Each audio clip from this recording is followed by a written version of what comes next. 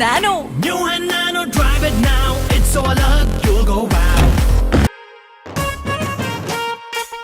2008ல் இந்தியாவின் சீப்பஸ்ட் காரான நானோவை பல்வேறு போராட்டங்களுக்கு மத்தியில் இன்ட்ரடியூஸ் செஞ்சார் Ratan Tata.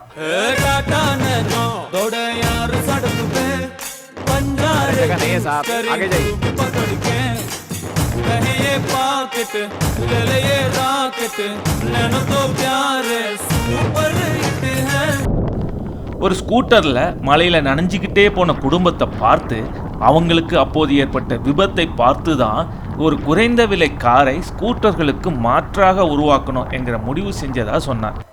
That led to sort of sitting and doodling, how could you make a scooter safer?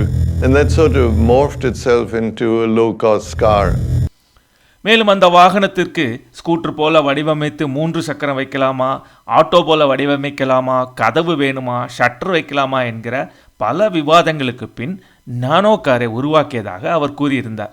Today we will present what a young group of engineers and designers gave the new car from Tata Motors, the people's car that everyone has been waiting for.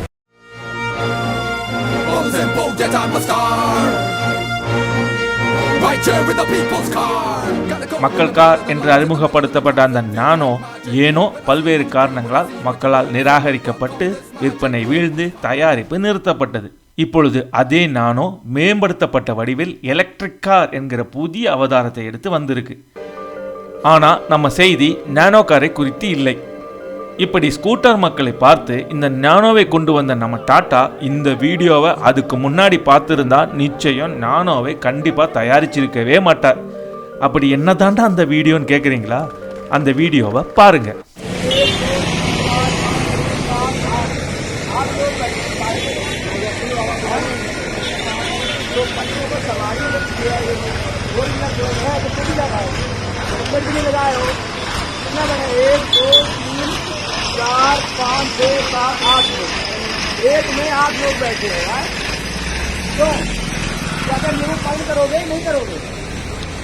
அடேங்கப்பா, போலீஸையே அலற விட்டுருக்கார் அந்த பைக்காரர்.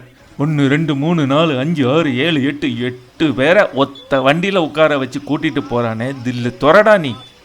போகிற இடத்துக்கு குடும்பமாக சீக்கிரம் போய் சேர்ந்துடுவ என்பதில் சந்தேகமே இல்லை.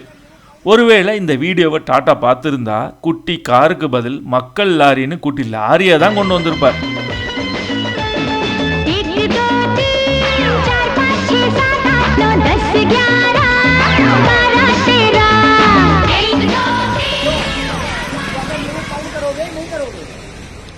இப்படி டாட்டா பார்க்காத இன்னும் பல வீடியோக்கள் இருக்குது. அதெல்லாம் உங்கள் கூட விரைவில் ஷேர் பண்ணுறேன். அது வரைக்கும் அவங்க மறக்காமல் லைக் போட்டு சப்ஸ்கிரைப் பண்ணலைன்னா சப்ஸ்கிரைப் பண்ணிவிடுங்க. பாய்.